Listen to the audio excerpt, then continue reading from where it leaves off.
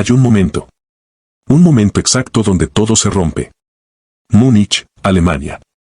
27 de septiembre de 2011. Champions League.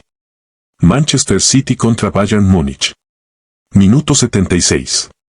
El City perdiendo.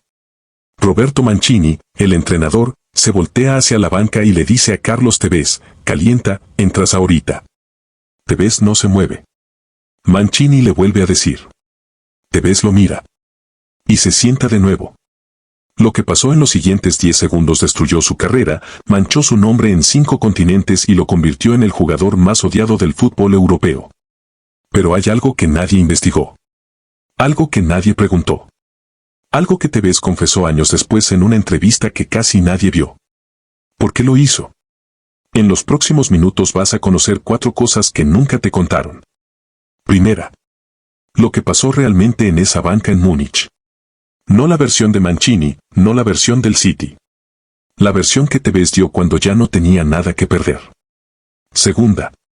El origen de todo. Fuerte Apache. El barrio donde Tevez nació y del que salió con una sola promesa, que no iba a terminar como sus amigos. Tercera. Las peleas que nadie vio. Con Ferguson, con Mancini, con Maradona, con dirigentes, con compañeros. El patrón que se repitió en cada club, en cada selección, en cada etapa de su vida. Y la cuarta. Lo que Tevez confesó que lo destruye y lo salva al mismo tiempo. La razón detrás de todo el caos. Te aviso cuando llegue cada una. Si te vas antes del final, te pierdes lo más importante. La respuesta a por qué el jugador más conflictivo de su generación era también el más humano. 1981 Buenos Aires, Argentina. Un barrio llamado Fuerte Apache. No es un nombre poético. Es una advertencia. Fuerte Apache no es un barrio. Es una prueba. Se llama así porque cuando lo construyeron en los años 60, los primeros policías que entraron a patrullarlo salieron corriendo. Demasiada violencia, demasiada oscuridad, demasiado de todo lo que una ciudad no quiere ver. Le pusieron el nombre de una película de vaqueros y el nombre se quedó porque era exacto. Carlos Tevez nació ahí en 1984. Segundo hijo de Segundo Tevez y Adriana Martínez. Una familia que no tenía nada extraordinario excepto que estaba en un lugar donde sobrevivir ya era extraordinario. Cuando Tevez tenía 1 año, su madre quedó embarazada otra vez. Su tío, Claudio Tevez, vivía en la misma casa. Un día cualquiera, un disparo. Una bala perdida en una pelea que no era de nadie en particular. El bebé que Adriana esperaba murió antes de nacer. Ella sobrevivió de milagro. Fuerte Apache funcionaba así. La violencia no avisaba. No elegía. Llegaba y se llevaba lo que encontraba. Tevez tenía 6 años cuando su madre no pudo más. No económicamente, no emocionalmente. Se fue. No desapareció, no abandonó, pero se fue. Carlos quedó a cargo de sus tíos, Claudio y Fabiana. Los que criaron al Apache no fueron sus padres biológicos. Guarda eso. Lo vas a necesitar después. Claudio era mecánico. Fabiana costurera. Tenían poco pero había comida y había techo y había algo más importante. Había fútbol. En Fuerte Apache el fútbol no era entretenimiento. Era la única salida visible. Los chicos que no jugaban fútbol terminaban en una de 2 cosas. Presos o muertos. No es una exageración. Es la estadística del barrio. Tevez lo vio con sus propios ojos. Amigos que 1 año jugaban en la misma canchita y al año siguiente ya no estaban. Rodrigo, el que gambeteaba mejor que nadie, cayó preso a los 15. Miguel, el que tiraba de lejos, murió en una pelea a los 16. El Apache los veía irse y agarraba más fuerte el balón. A los 8 años, Tevez ya era diferente. No diferente en el sentido romántico de los cuentos. Diferente en el sentido real. Cuando todos los demás jugaban por jugar, él jugaba como si le fuera la vida. Porque le iba la vida. Un ojeador de All Boys, un club pequeño de Buenos Aires, llegó a Fuerte Apache buscando talento. Lo que encontró fue a un niño de 9 años que gambeteaba a chicos de 12 como si fueran conos de entrenamiento. Le preguntó cómo se llamaba. Carlos. ¿Carlos quién? Tevez. ¿Y tu papá sabe que estás aquí? Mi tío. Está trabajando. El ojeador volvió al día siguiente con un formulario. Claudio Tevez lo firmó con la mano temblando. No de emoción. De miedo. Miedo a que se lo quitaran. Miedo a que se lo devolvieran. Miedo a que el fútbol le prometiera algo al niño y después no lo cumpliera. Tevez entró a las inferiores de All Boys con 9 años. Cada mañana salía de Fuerte Apache, cruzaba Buenos Aires en transporte público, entrenaba, volvía. Cada tarde volvía al mismo barrio, a las mismas calles, a los mismos amigos que poco a poco iban desapareciendo. Aprendió algo en ese camino de ida y vuelta. Aprendió que él tenía algo que sus amigos no tenían. No más talento necesariamente. Más suerte. Y la suerte se podía perder en un segundo si no la cuidabas. A los 15 años, Tevez tenía una cicatriz en el cuello. No se la hizo jugando fútbol. Se la hizo una noche en Fuerte Apache cuando tenía 5 años. Un disparo que pasó demasiado cerca. La bala no lo mató pero le dejó la marca para siempre. En las entrevistas siempre le preguntaban por la cicatriz. Tevez siempre respondía lo mismo. Me recuerda de dónde vengo. Me recuerda por qué juego. A los 16 años, Boca Juniors lo llamó. No All Boys, no un club del interior. Boca. El club más grande de Argentina. El club donde jugaban los ídolos que Tevez veía en la televisión de su tío Claudio. La primera vez que entró al estadio de Boca, la Bombonera, se quedó parado en el túnel. No podía moverse. Un compañero le preguntó qué le pasaba. Nada, dijo. Es que nunca había visto tanto azul junto. Debutó en el primer equipo de Boca en 2001. 17 años. Entró en el segundo tiempo de un partido que ya estaban perdiendo. Primer toque, un caño a un defensor de 28 años. Segundo toque, un disparo al arco que el portero desvió de milagro. Tercer toque, una asistencia que terminó en gol. Los hinchas de Boca enloquecieron. ¿Quién es ese chico? El Apache, le decían. El Apache de Fuerte Apache. El apodo lo siguió toda la vida. Pero antes de hablar de lo que vino después, necesitas saber algo. Algo que explica toda la historia. Tevez desde el principio tuvo un problema. No con el fútbol. Con la gente. No con toda la gente. Con la gente que mandaba.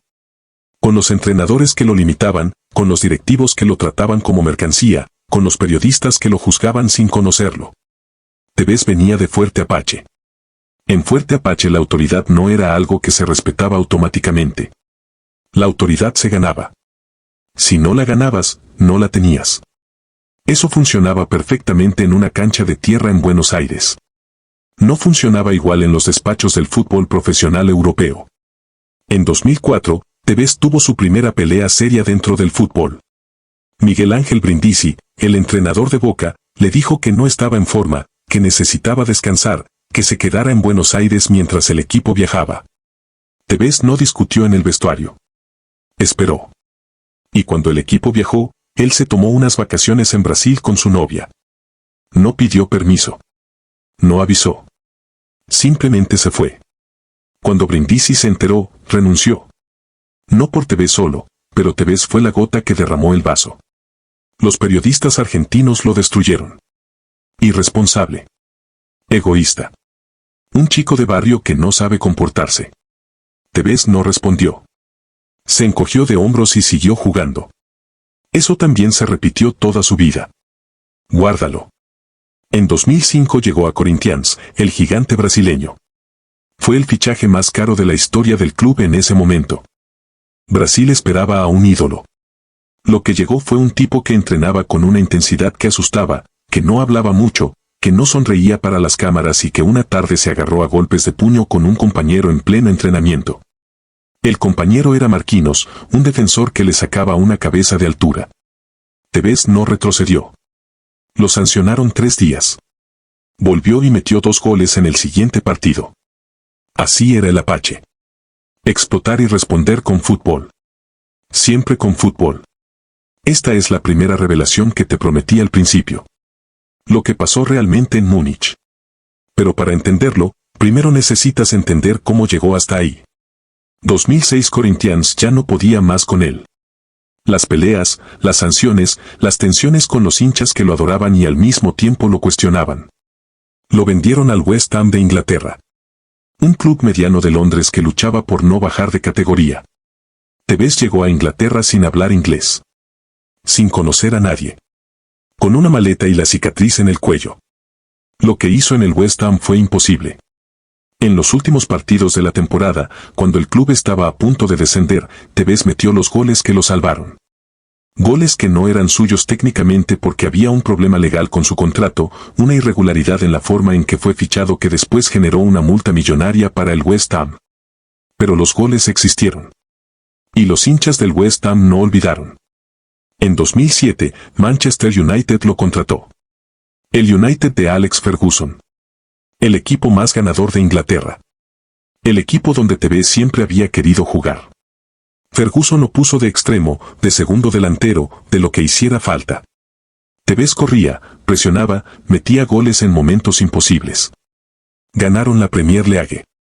Ganaron la Champions League. En la final contra el Chelsea en Moscú, Tevez metió su penalti con una frialdad que heló la sangre. Parecía perfecto. No lo era. El problema con Ferguson era el mismo de siempre. La autoridad. Ferguson era el tipo de entrenador que no admitía cuestionamientos. Sus decisiones eran sagradas. Su palabra era ley. Y Tevez no había aprendido a obedecer leyes que no entendía. Cuando Ferguson anunció que no renovaría su contrato, que el club tenía suficientes delanteros, Tevez no discutió en público. Pero hizo algo que Ferguson nunca le perdonó. Fichó por el Manchester City. El rival. El vecino. El club al que el United había aplastado durante décadas. No solo fichó por ellos.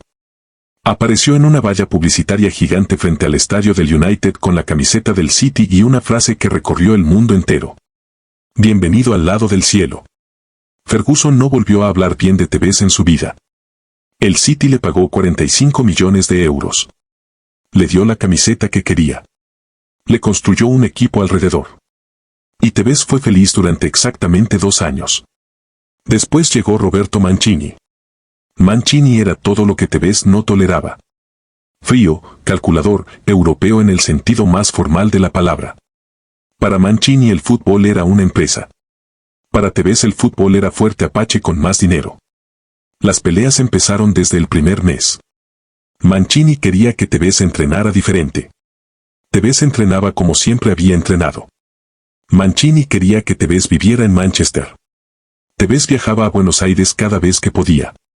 Mancini quería que Tevez fuera profesional al estilo europeo. Tevez no sabía qué significaba eso y no le interesaba aprenderlo. La tensión creció durante meses. Silenciosa, invisible para afuera, explosiva por adentro. Y entonces llegó Múnich. 27 de septiembre de 2011. Allianz Arena. Múnich, Alemania.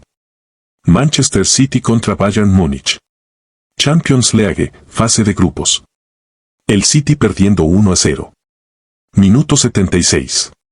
Roberto Mancini miró hacia la banca. Necesitaba un cambio. Necesitaba energía, velocidad, alguien que pudiera cambiar el partido. Miró a Tevez y le dijo las 2 palabras que cambiaron todo. Calienta. Entras. Tevez no se movió. Mancini repitió la instrucción. Tevez lo miró. Y se sentó de nuevo con los brazos cruzados. Las cámaras de televisión captaron todo.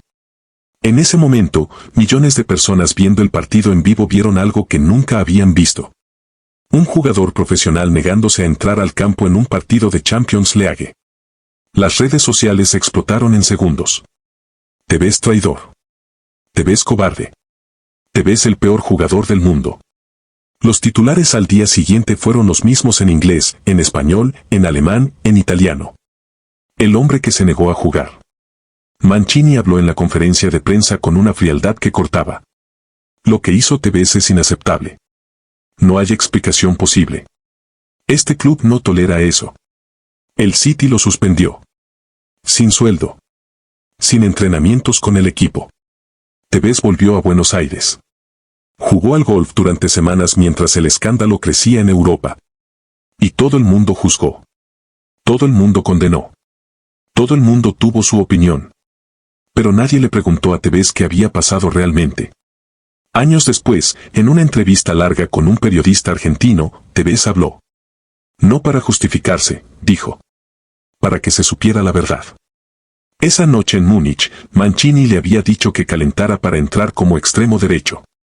Tevez le respondió que no podía jugar de extremo derecho, que llevaba semanas diciéndole que esa no era su posición, que físicamente no estaba para correr esa banda. Mancini insistió. Tevez dijo que no. No dije que no juego, dijo Tevez en esa entrevista. Dije que no podía jugar ahí, en esa posición, en ese momento. Hay una diferencia enorme entre las dos cosas. ¿Era verdad? Probablemente sí. Probablemente no. Los que estuvieron ahí esa noche tienen versiones distintas. Pero hay algo que sí es verdad. Algo que nadie discute. Tevez y Mancini llevaban meses en guerra. Una guerra silenciosa que ninguno había resuelto. La negativa en Múnich no fue un capricho de una noche. Fue el resultado de una tensión que nadie había atendido, de una comunicación que nunca funcionó, de dos formas de entender el fútbol que nunca pudieron convivir. Tevez no era un traidor esa noche. Era un hombre que había llegado al límite de lo que podía aguantar y lo demostró de la peor manera posible, en el peor momento posible, frente a las cámaras de medio mundo. ¿Fue correcto? No. ¿Fue humano? Absolutamente. Guarda eso.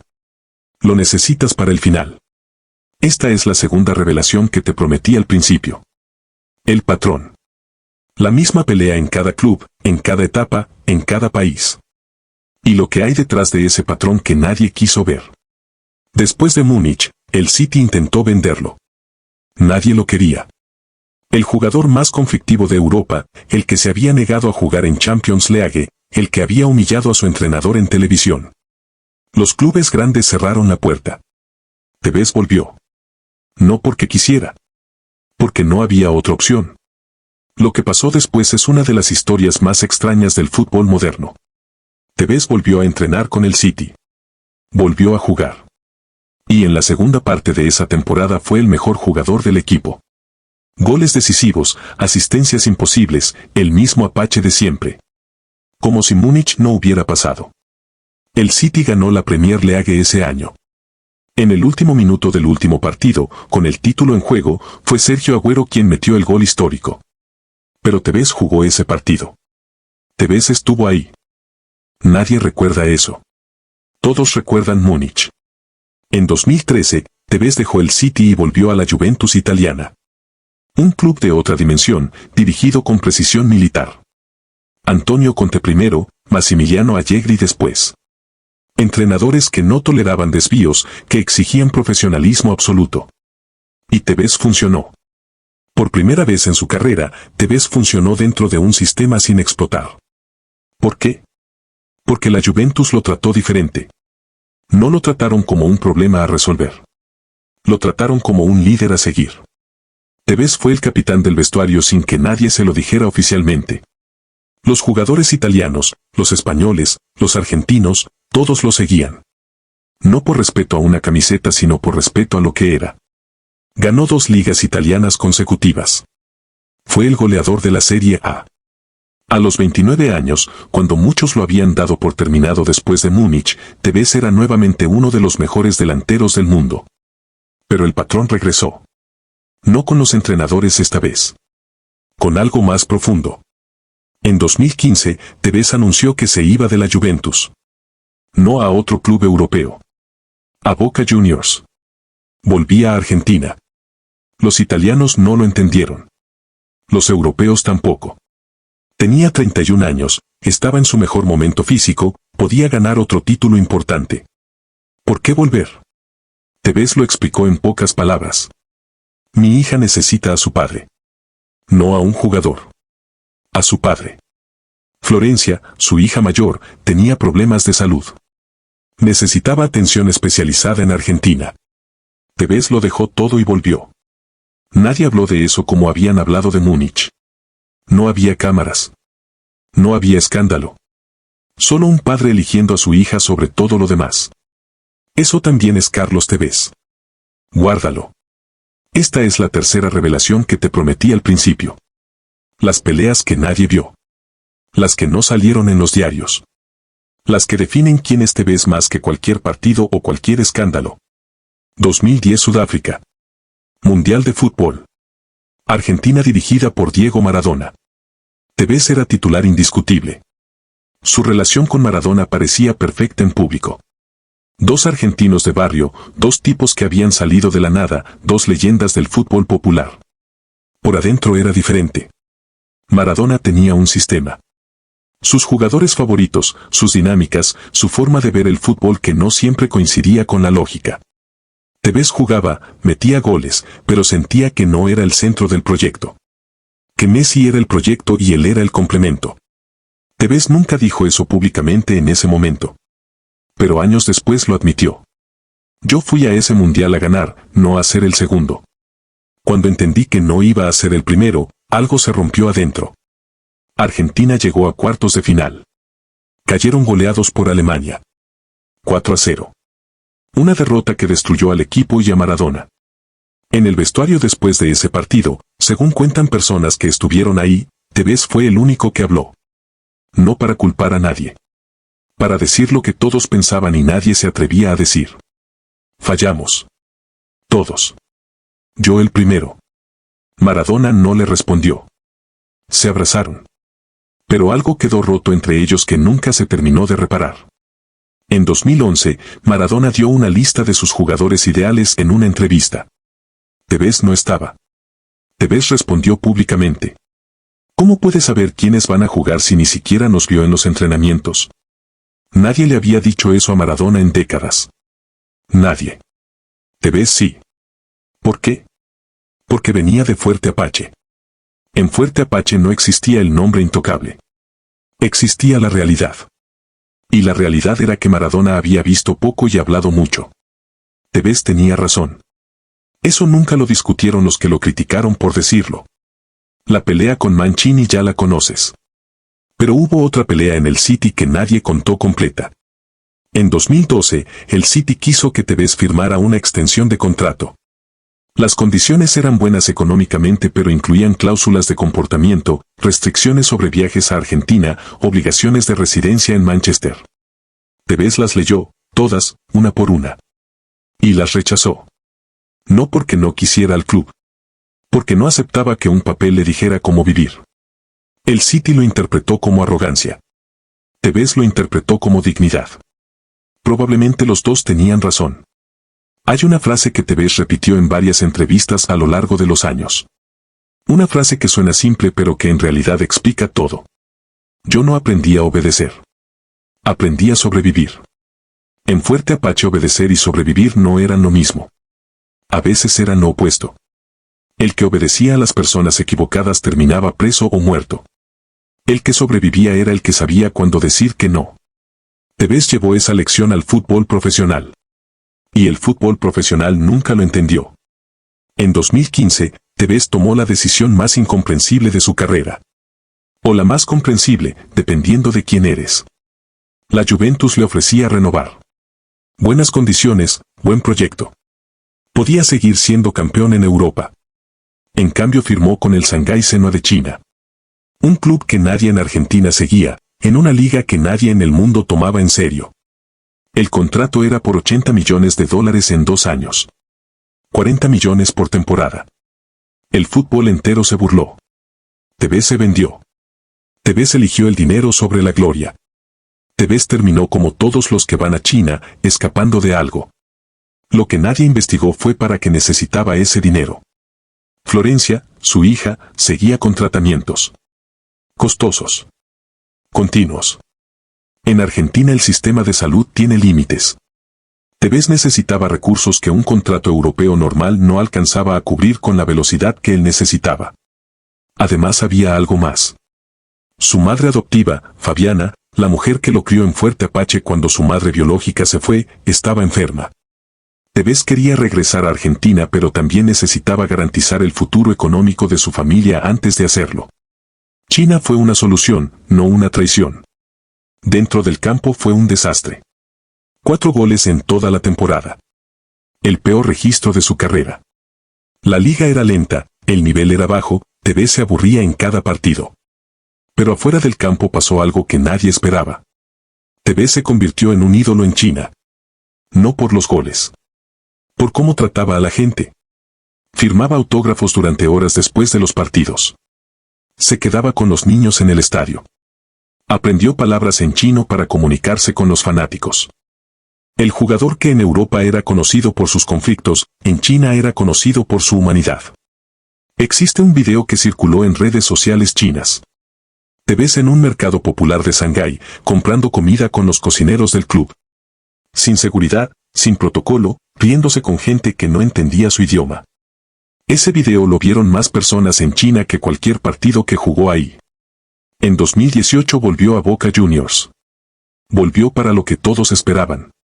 Para ganar la Copa Libertadores. El trofeo que Boca no había ganado en 12 años. El trofeo que el barrio esperaba. Lo que pasó fue una de las historias más dolorosas del fútbol argentino. La final de la Libertadores 2018 fue contra River Plate. El superclásico más grande de la historia. Jugada en el Bernabéu de Madrid porque los hinchas de River habían atacado el autobús del Boca en el partido de ida y la Conmebol no encontró otra solución que mudar la final a Europa. Tevez jugó. Boca perdió. 3-1 en la prórroga. En el vestuario después del partido, según personas que estuvieron ahí, Tevez lloró. No en silencio.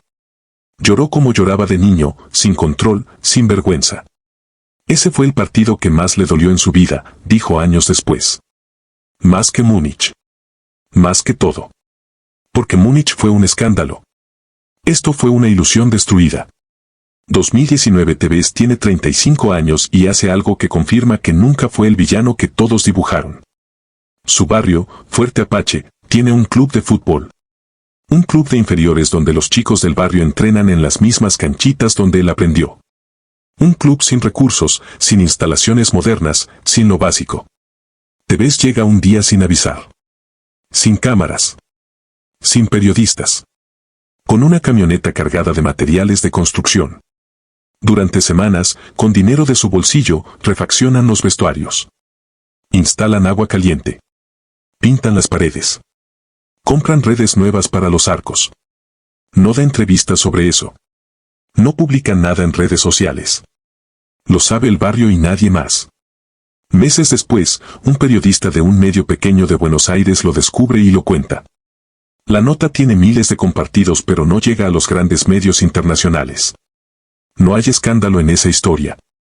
Y sin escándalo, Tevez no era noticia afuera de Argentina. Así funciona el mundo. El villano vende. El hombre generoso no tanto. Ese mismo año, Tevez da una entrevista que casi nadie vio completa. La da en la misma cancha de tierra donde aprendió a jugar en Fuerte Apache. Sentado en el suelo, con una pelota entre las manos, habla durante 2 horas. Le preguntan por Múnich. Por Mancini. Por Ferguson. Por Maradona. Por China. Por todo lo que el mundo lo juzgó. Tevez responde cada pregunta con una honestidad que incomoda. ¿Se arrepiente de Múnich? Me arrepiento de cómo lo hice. No de haberlo hecho. Mancini y yo llevábamos meses sin poder trabajar juntos. Eso tenía que resolverse. Lo resolví mal pero tenía que resolverse. ¿Se arrepiente de irse a China? No. Lo haría de nuevo. Mi hija es mi hija. El fútbol es el fútbol. No son la misma cosa. ¿Se arrepiente de algo de su carrera? De no haber ganado la Libertadores con Boca. Eso sí. Eso lo voy a cargar siempre. Y después dice algo que cambia todo. Dice que el problema de su carrera nunca fue su carácter. Fue que nadie tomó el tiempo de entender de dónde venía ese carácter. Yo no nací difícil, dice. Aprendí a ser difícil porque los lugares difíciles te enseñan eso. Cuando llegué a Europa nadie me preguntó qué necesitaba para sentirme bien. Me dijeron cómo tenía que ser y esperaron que lo fuera. No funcionó así conmigo. No iba a funcionar. Tiene razón. Completamente. En Fuerte Apache la confianza no se daba gratis. Se ganaba. Los entrenadores europeos nunca entendieron que Tevez necesitaba confiar en ellos antes de obedecerlos. Y ellos nunca se tomaron el trabajo de ganarse esa confianza. La excepción fue la Juventus. Allegri sí se tomó ese trabajo. Y Tevez respondió con 2 títulos y la temporada más completa de su carrera adulta. No era difícil entenderlo. Era difícil hacer el esfuerzo. Esta es la 4ª revelación que te prometí al principio. Lo que Tevez confesó que lo destruye y lo salva al mismo tiempo. 2023 Carlos Tevez tiene 39 años. Ya no es jugador. Es el entrenador de Independiente de Avellaneda, uno de los clubes históricos de Argentina. Un club en crisis, con deudas, con problemas institucionales, con una hinchada que exige más de lo que el presupuesto permite. Tevez podría haber elegido un club más fácil. Un proyecto más cómodo. Eligió el más complicado porque los proyectos cómodos nunca le interesaron. En su primera conferencia de prensa como entrenador dice algo que nadie esperaba de un hombre conocido por sus conflictos. Vine a aprender. No vine a demostrar nada. Vine a aprender. Los periodistas intercambian miradas. El Apache, el que se peleó con Ferguson, con Mancini, con Maradona, el que se sentó en la banca de Múnich con los brazos cruzados, dice que vino a aprender. En sus primeros meses como entrenador tiene peleas con árbitros, con directivos de la AFA, con periodistas que critican su trabajo. Exactamente lo mismo de siempre. Pero hay algo diferente. Cuando habla con sus jugadores, cuando está en el vestuario, cuando nadie lo está grabando, es otro. Un jugador joven de Independiente cuenta en una entrevista que Tevez llegó un día y le preguntó de dónde era. De Lomas de Zamora, respondió el chico. Tevez asintió. Barrio difícil, dijo. Yo vengo de uno igual. Eso no te hace mejor ni peor jugador. Pero te hace más fuerte si decides que así sea. El chico metió 3 goles en los siguientes 5 partidos. Tevez entiende algo que los entrenadores que lo tuvieron no entendieron. Que los jugadores de barrio no necesitan más disciplina. Necesitan que alguien los vea. Que alguien les diga que lo que vivieron no es una desventaja. Es una fortaleza. Hay una foto de Tevez de 2023. Está parado en el centro del campo de entrenamiento de Independiente, con el buzo técnico puesto, mirando a sus jugadores practicar. No está gritando. No está gesticulando. Solo está mirando con una expresión que es difícil de describir. No es satisfacción. No es orgullo. Es algo más parecido a la paz. El hombre que pasó 20 años siendo juzgado, condenado, incomprendido, está parado en una cancha de fútbol haciendo lo único que siempre supo hacer. Seguir adelante. ¿Qué aprendió Tevez de todo lo que vivió? Le preguntaron en una entrevista reciente. Que la gente te va a juzgar con lo que ve, no con lo que eres. Y que no puedes controlar lo que ven. Solo puedes controlar lo que eres. ¿Cambió? En el fútbol dicen que sí y que no. Sigues siendo directo hasta la rudeza. Sigues sin tolerar la hipocresía. Sigues siendo el Apache. Pero ahora cuando alguien joven le pregunta qué hacer cuando un entrenador no lo entiende, Tevez no dice lo que haría él. Pregunta primero. Escucha. Y después responde. Eso es nuevo. Eso cambió. Carlos Tevez no es la historia que te contaron. No es el traidor de Múnich. No es el mercenario que se fue a China. No es el jugador imposible que destruyó vestuarios y quemó puentes. Es el niño de Fuerte Apache que aprendió que en los lugares donde nació, doblar la rodilla ante alguien que no lo merecía podía costarte la vida. Y llevó esa lección a los estadios más grandes del mundo sin entender que las reglas habían cambiado. Sin entender que en Europa la autoridad no se cuestionaba, se aceptaba. Se equivocó. Muchas veces. De maneras que lastimaron su imagen, su carrera, su legado. Pero nunca dejó a su hija. Nunca olvidó a su barrio. Nunca fingió ser lo que no era para que el mundo lo quisiera más. Eso no es un villano. Eso es un hombre. Tevez vive hoy entre Fuerte Apache y los estadios. Entre el barro de su origen y el pasto de su destino. Visita el barrio. Conoce a los chicos que están donde él estuvo. Les dice lo mismo que alguien debió decirle a él cuando tenía 9 años. El barrio no te define. Tú defines al barrio. La cicatriz sigue ahí. En el cuello, visible, permanente. Me recuerda de dónde vengo, dijo. Me recuerda por qué juego. Ya no juega. Pero la cicatriz sigue ahí. Y eso dice más sobre Carlos Tevez que cualquier partido, cualquier escándalo, cualquier titular que hayas leído sobre él. El dinero va y viene. La fama va y viene. Pero lo que eres cuando nadie te está mirando, eso se queda para siempre.